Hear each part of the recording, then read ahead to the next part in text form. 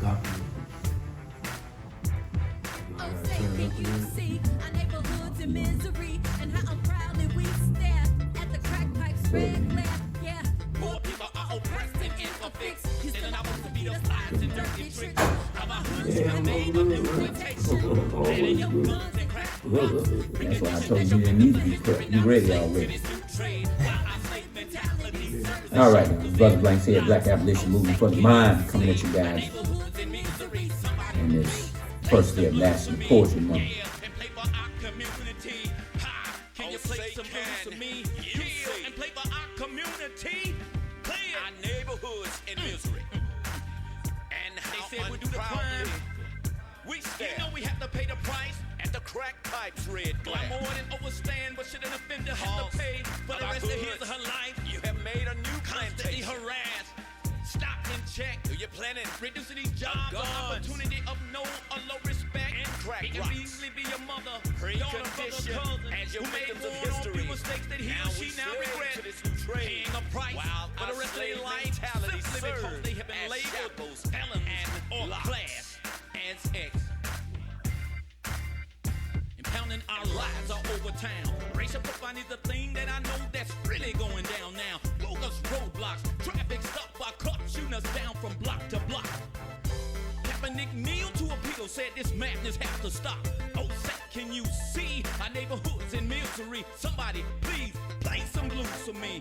Woo, and play for our community. Yeah, can you play some blues for me? Yeah, and play for our community. As our blood overruns the white chalk and the crack pipe, red glare, rise to the occasion. And the crack and gun smoke. Look your oppressor in the eye and say no sweat. It gives proof we have overcome the challenges in slavery throughout centuries. And of this government, we can definitely overcome as so-called felons labeled in class as X. Joe say every time he listens to this track now he be able to pull a little bit something different from him. As our blood overrun the white chalk and as the crack pipes red glare, crack and gun smoke fills the air everywhere. And give proof through the night that our government just really don't care, just really don't care. Yeah, yeah. Pump your fist in the air if you feel like this government just really don't care. One time, yeah. Pump it up.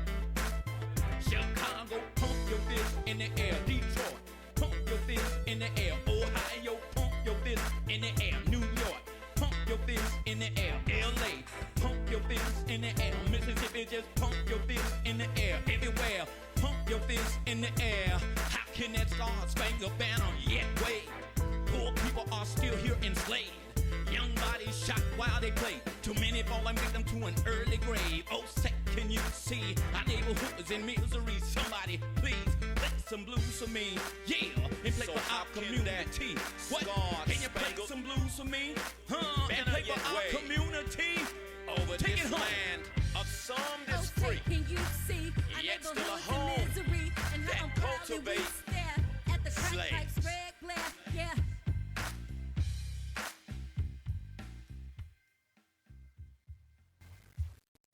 All right, so anyway, this is Brother Blanks. We right here at Black Abolition Movement for the Mind.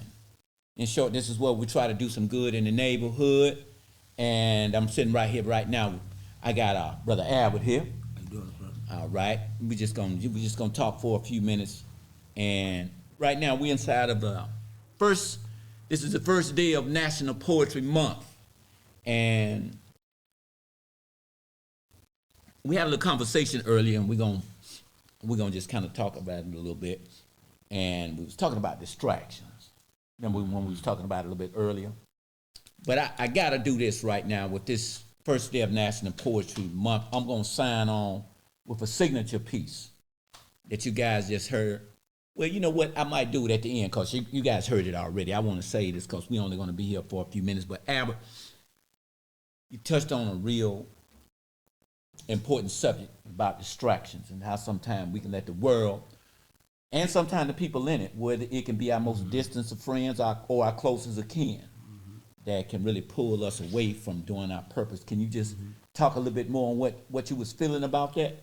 Yeah, I was just mainly thinking of it being like some of my loved ones, man. Mainly, that would just like kind of like distract me from being like 100 with being all for me. I gotta think about the other people that's out there who I'm really being some like a sense of like giving them some sense of direction or some hope or some dreams that can come true or come for real, right? Or be like heads on forward and just do it.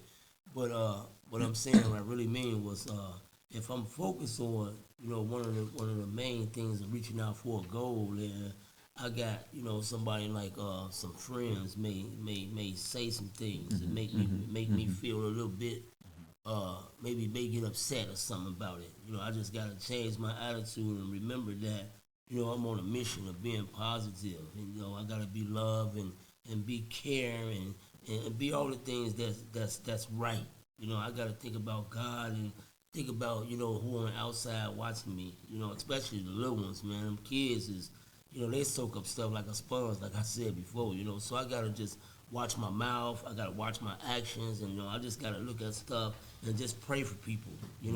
What do you feel right now? What do you feel right now at this particular point in your life that it's really important for you to take time to really focus on Albert, considering what Albert is trying to develop to right now and where you're going in life? So, in other words, it sounds like to me you need more of your energy to get you where you need to be at, as opposed to allowing the outside distractions to absorb you. They don't mean you're cold or callous in any way. That just mean right now you need all your energy to get you help you get to that next level and stay focused. So, but what I want to say right now, give me a little bit, because you said right now it's important for me to take more time, if I'm hearing you right, to not allow those distractions to happen so I can focus more on Albert. Yes. Based on that, tell us a little bit about where Albert was, some of the things Albert been through in order for Albert right now to find that it's important to use all your energy to heal and rebuild. Talk to me. So I go inside and I just think about what I've been through, So where I'm coming from is a lot of hate and animosity and hurt and pain and a lot of stuff from the old hood, that really want to see me out there and be there. That ghost inside me want me to just be there, but I got a change of life or a change of direction or something different going on with me being positive. As long as I want to be positive and love and be happy with stuff, then I got to just dig in with the God that's inside of me and just ask God, to just let me be a shining light for a lot of people that's out there still going through some bad things. I can't just let what people say or do or, trying to make me just get back out there and be tough and be mad and be hardcore and, and then that would take me away from where I came to, So I got loved ones and people that look at me now as a shining light, man. Absolutely. I'm different from any of that. So I think of all the people that love and care about me and where I'm going and just wish me well. And I think about that when other people who ain't even came to this spot yet just want to pull me back down and try to say things and try to do things and make me be Trigger like, like triggers, you know what I mean? And get right back onto that old page. But, I got to really, really dig down in there and be like, you know what, God? Thank you for allowing me to change my mind. And that's where I came from. Change your what? Change my mind. My mind. Because when my mind gets changed, then it's like, it becoming easy because, we think about what we want to, all the things we wanted to do and how we wanted to do it, and it all be a positive, be good. Tell me this here, speaking of all the good. Now, me and you, we done had our trials and we done had our tribulation, and like you said, you wanted to use this time all that time to heal yourself as opposed to being absorbed by things that are trying to pull you back. Okay, I spent some time, in the county jail for some of the things that I was, for being more a part of the problems than some of the solution that we're trying to be a part of now. Yeah. As you know, and it's no secret, it's in my book and everything. End up becoming one of my own best customers where the Most High end up sitting me down so he didn't have to lay me down. Yeah. You know what I'm saying? And so it set me down for a minute in the county so I can think, because now I'm at a crossroad in my life. And that's what it be. So now I'm at a crossroad in my life where I can either continue on the path that I'm on, where that very darkness or that thing that you was talking about will absorb me, or now I've been given an option while I'm sitting down to really think about where I've been and where I need to go, but not only for myself, but my family. But I do know that even after you do things for your family for a while, every tub, as Lauryn Hill say, at some point have to stand on his own bottom. And we can help our families out, but in our community out, but no, not so much to the point that it pulls us from where we need to be, because the world is designed to pull at you to keep you off balance, and some of your closest of some of your most distance of so-called friend to your closest of kin can pull at you so much to the point it starts to drain you from your divine mission, so to speak. Yes, sir. So now, with that being said, I did a little county time. I did the county time. I didn't go to prison because I got the message in time, so I heed the warning. So at that particular time, plus I had a little money, and it wasn't nothing. It wasn't nothing to the point that like you said, I had to change my mind, because really at this point it don't have a lot to do with money. It has a lot to do with this here. You was telling me at some point that you had got locked up and some things that happened, and then with the gun. Give us a little bit of that and why you feel you need a lot of time right now to really focus on you. So that's where God come in at. And a lot of times I just try to get into my own self and go back to my old ways. I don't do that no more, but I used to think about, where I'm at and just wondering why I can't be where, I really want to go, because I was thinking about what people think of me, and then I got to get back to keeping up with the Jones. So I got to go put the gun together and put the drink together and put all the other stuff from the street together and get back out here. But I got to remember that the God that's in me had me to just, it's like a father. Your father want to punish you and put you in a corner for a minute when you do something bad. Right. So at the same time, when I get put in this corner, it's like me, I have to go to jail. So it's a punishment for me. So I go over there and get back to the thoughts in mind where I know what's right. So I got to be reminded to what I used to do, how I used to do everything that I was doing. But if I got the smarts and the intelligence and the knowledge in the head to get out there and give somebody some worth about themselves, then they will begin to think about what they've been through and how they've been through it, not to go through that no more. So now I'm at a place now where that, all their guns and the fighting and all the bad stuff I have to put down, because what's happy and what's good and what's joy, that's what I love. So that's what's in my mind. I want to be happy. I want to be all that. And in order for me to get that way, I got to think about the God. The God is love. God is joy. God is peace. And everything that's love. So I got to remember that the devil got a job to do too, though, now. Because the devil know what I like to do. He be putting all the bad stuff in front of me and want me to go out there and do all that stuff. And then you got people out there who don't like me being in a good place. No way. So it's their job. They are on the devil's side. The devil send his angels at God's angels, and God's angels and the devil's angels get to pulling and tugging at each other. The skin and the spirit get to pulling. But the happy in me want to be with God and give God message to the people that's trying to do right, because he putting everybody on these different punishments, certain different things that they got to do in order to get to the next level. People get stuffy in their mind. Tell me this here. After you were sharing with me and us here about how you had got shot that time, right? How did you feel at that particular point that God might have used that as a message to you to move around, to do something different? Because I remember you told me at that time, you feel like you asked God, like, why me? What am I supposed to get out of this? Yes. So I think that when I was hurt, it was like for me to bring me down, But instead of me being to a place where I want to just give up, it made me want to just grab hold more harder to God and to right and what's going on. So instead of me letting go, I grabbed on.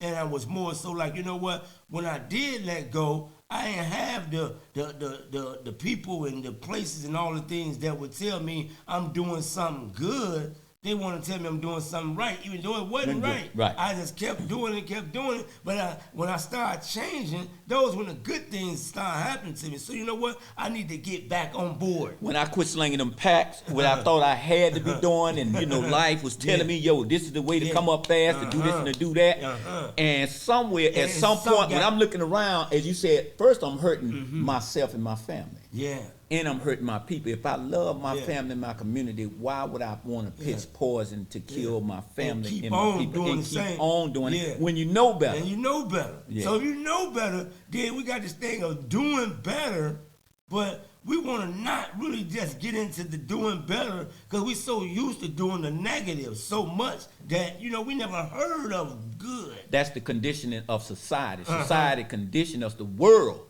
make us think that we have to go the way of the world, and the world is not always right. But the world will give us an assumption, that we will assimilate into the ways of the world. And then, so when we out there in it, we think we're doing the right thing because we have not stepped out of that yet. But when we come into knowledge of self, knowledge of what's within us, then we started looking, and then we started feeling like, I don't need to be out there. Yeah.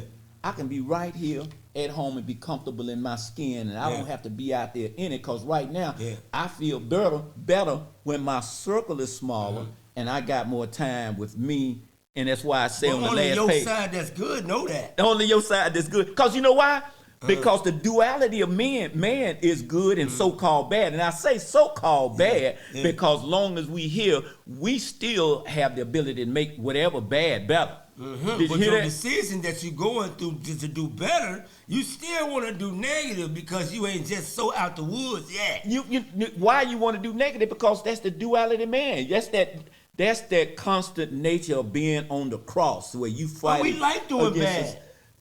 But we like doing bad. Do you know why?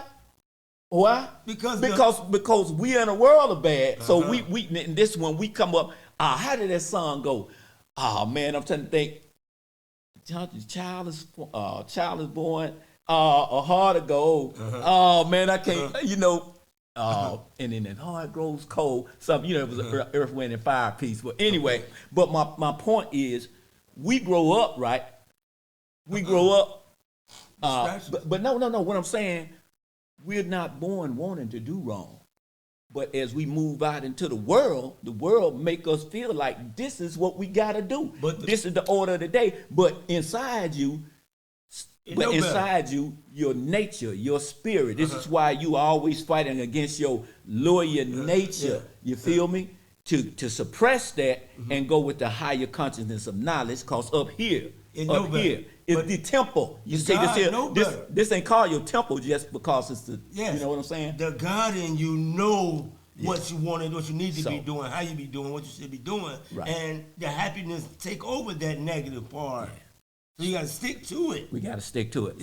So where are we going with this, everybody, in this 15 minutes? That what we're going right now to let everybody know that in spite of, the world is trying to pull you from yourself, whether it be, as I said, the most distance of so-called friend to the closest of kin, you have a responsibility, first and foremost, to yourself. Yes. And to the God within. This is why I'm always saying, look within the wind, because sometime for that evil, for that so-called evil or wickedness to pull you in, it can't do it from a stranger. It will always come from something or someone right up close and personal. You know what I'm saying? So people, places, and things. Right. So you got to be strong. You got to be strong. And you got to be able to have a shield around you and a force field that said the world can't penetrate that. Yeah. That's your aura. That's your peace. And because when people up close to you become your source of betrayal or become your source of anger or misguided anger. You still got God to turn to that's in you. You got that. So my point is, everybody, as I always say and I always close out, and y'all heard me say this a lot of times on, with my book, The Last Pages. I'm not going to pull the book out, The Star Spangled Banner, which says, I'll show you right now. That piece right there, all that we got it up here, It says, look within to win. That's the last page. Out of all the scars that I wanted, and I was telling everybody that I've been through, I always want to leave whatever I'm doing with a solution. Yes. So the last page on the book, my brother, the last page on the book and the thing that we have the people that look at, because we are the true temple. I don't care how many times we go to the building called church. Yeah. We are the church. We that temple. This is the first temple, and that building out there is the replica of self. And we are on gods. We are. And we all look within. kings. Well, that ain't us talking. That ain't that's what the holy writing said. Ye are all God, children of the Most High God, little God. You know what I'm saying? Yes. So some people, some pastors and people have a problem with that when we say we are God. But if I say I'm a child of God, I have the right to claim that. You know what I'm saying? I'm a Blanks because my dad was a Blanks. You are Albert because what was your dad?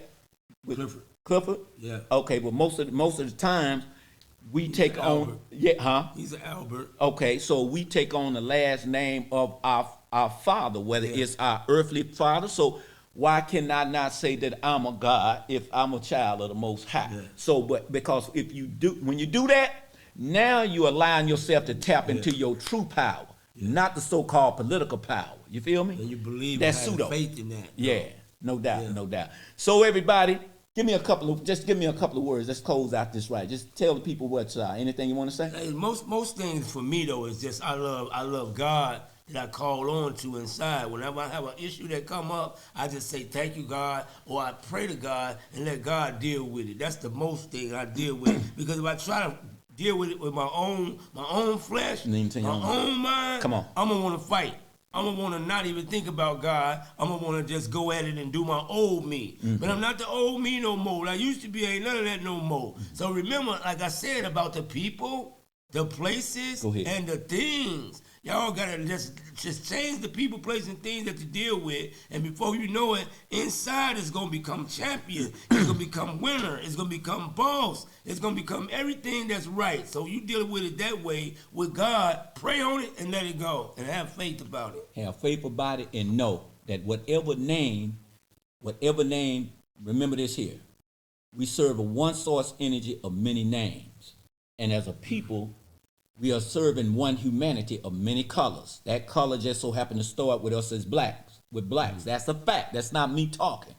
But there's one source, whatever you call it, God, Jesus, Buddha, Allah, Yahweh, whatever the case may be. There's many names. It's one source and energy in which we all come from.